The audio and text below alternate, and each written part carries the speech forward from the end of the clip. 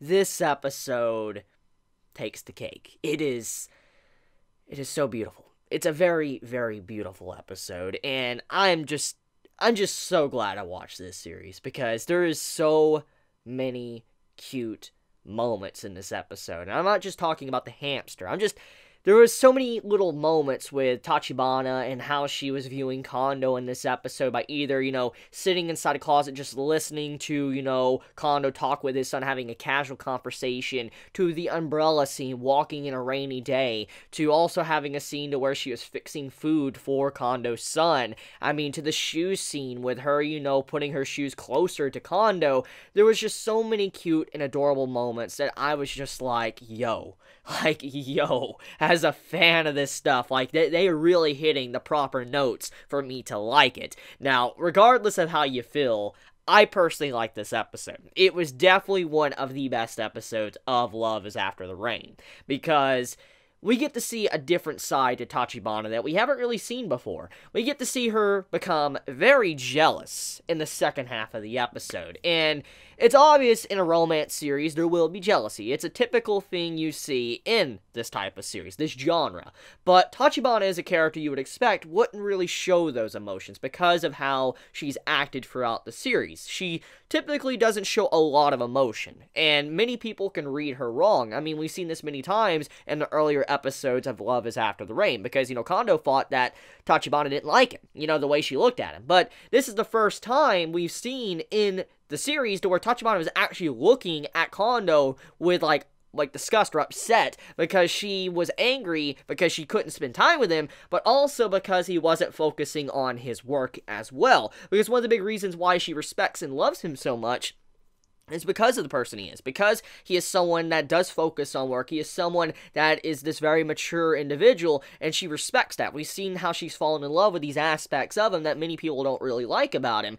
And when you see that look at her, when she's looking down at Kondo at the end, she's like, I will give you any details you want about the hamster and all that. If you need any details, come to me. I'll be the one to tell you. I'm like, yo, jealousy, but on top of that, her being very upset with him for the first time. I was like, that's a very amazing side to Tachibana we haven't really seen before. And it was just a very good showcase of her personality in that moment and how it was slowly building up. Because, I mean, this is the big thing you could take from that scene. Throughout the second half, you see to where, Kondo, he reveals that he has a hamster he needs to take care of. Everybody's, finding out, he's taking care of it, and he's trying to figure out how to feed it, stuff like that. And eventually it gets to the point to where everybody's talking with him. They're, just not doing work and all that. They're letting orders pile up, and, they're just talking to the, Kondo, which is a sweet thing, because Kondo, he wants to be respected. He wants to be able to fit in with his employees and all that, so I can't put the man down for that.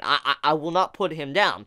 But the thing is that someone like Tachibana that has a lot of love for Kondo, and we know how much she loves him. I mean, it's the big point of the series. She was not really focusing on talking to him. She was putting aside her feelings for the time being to be able to work. We've seen that. She was, delivering orders to people while, they were talking about hamsters. She was just continuing on with her job. And so it shows a maturity, a level of maturity for Tachibana we also haven't seen before with her doing something like that. So, like I said, it's just a very cute and meaningful second half of the episode.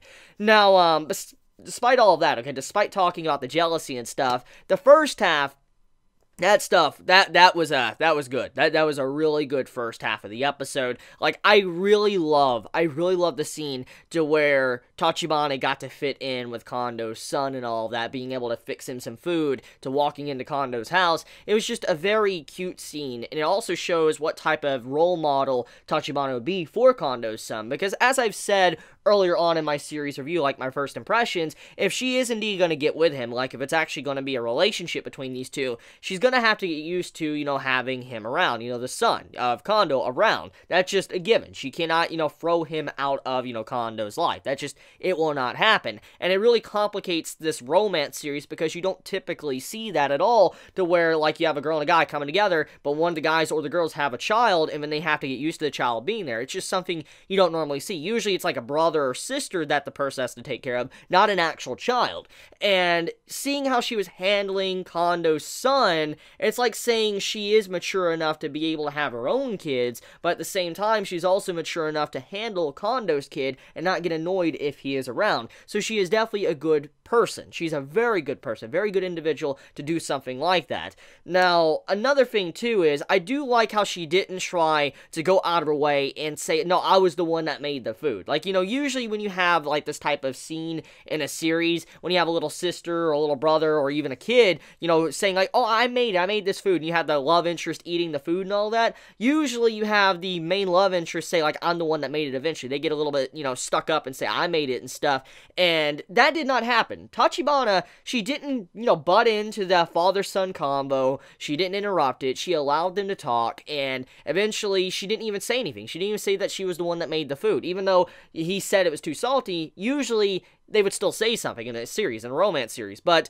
that did not happen, which also shows that Tachibana will not take away from the child, will not take away from Kondo's son if he's having a good time with his father. So, I like these little details. It really just shows an insight to Tachibana's character and how she really is, and how mature she is compared to normal main female protagonists, because usually you have this immature protagonist, and she's not really that immature because of how she's been acting throughout the series. She's definitely very mature, and she's definitely someone that is above her normal age range that we see in this type of series, which makes a lot of sense since she's wanting to go after a 45-plus-year-old. So, yeah.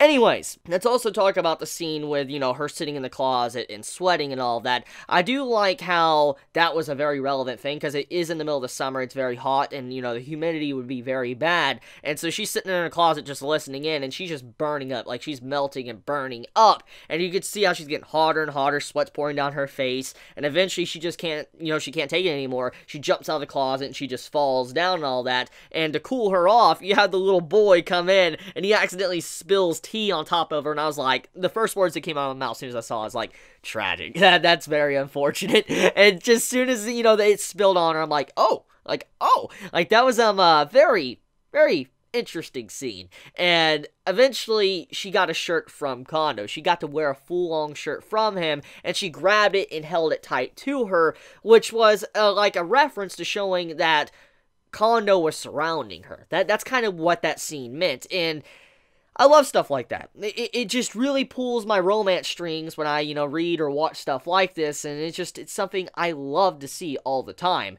So, yeah.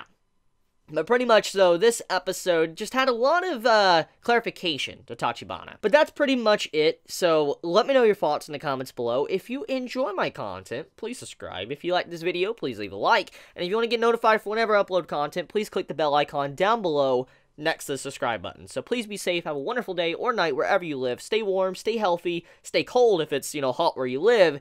But be safe, Chibi out.